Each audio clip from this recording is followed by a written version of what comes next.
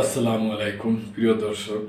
সংসদে বিরোধী দলীয় চিফ হুইপ এবং এনসিপির আহ্বায়ক নাহিদ ইসলাম বলছেন যে সংসদে যদি আলোচনার পথ সংকুচিত হয় তাহলে রাজপথে আন্দোলনে যাবে আর কি, এরকম একটা কথা বলছে।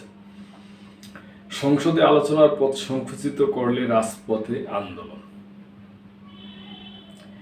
বিরোধী দলীয় চিফ হুইপ ও জাতীয় নাগরিক পার্টির আহ্বায়ক নাহিদ ইসলাম বলেছেন, অর্থনৈতিক নিরাপত্তা, বৈষম্যহীনতা ও গণতান্ত্রিক সংস্কার যদি নিশ্চিত না হয় তবে বাংলাদেশের তরুণরা আবারও রাস্তায় নামবে।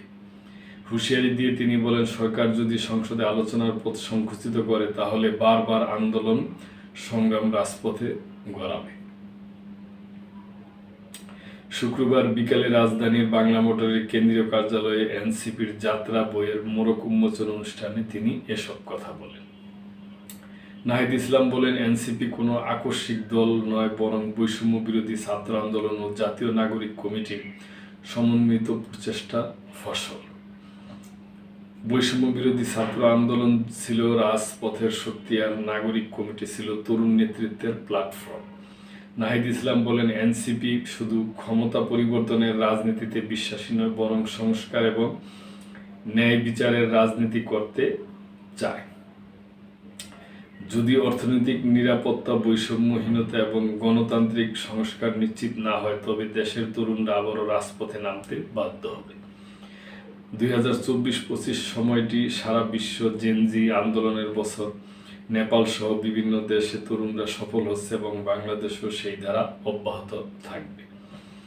তিনি জানান, এনসিপিকে নিয়ে সোশ্যাল মিডিয়া ও আন্তর্জাতিক মহলে নানা অপপ্রচার চালানো হচ্ছে।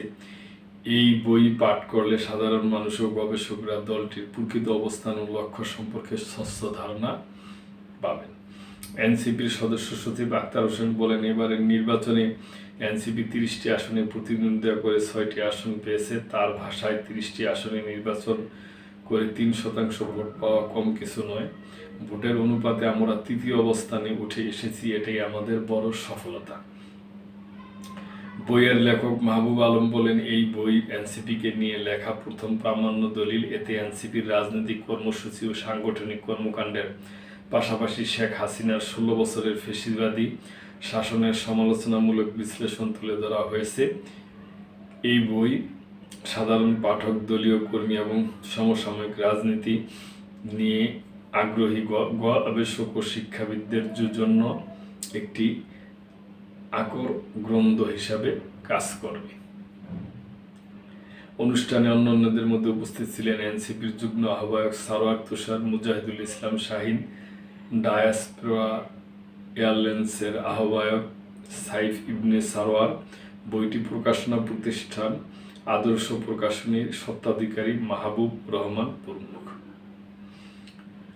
তো প্রিয় দর্শক, এ ব্যাপারে আপনাদের যদি কোনো মন্তব্য থাকে অবশ্যই করবেন এবং লাইক, কমেন্ট, শেয়ার করে সাবস্ক্রাইব করে মেম্বারশিপ নিয়ে চ্যানেলটির পাশেই থাকবেন। আল্লাহ হাফেজ।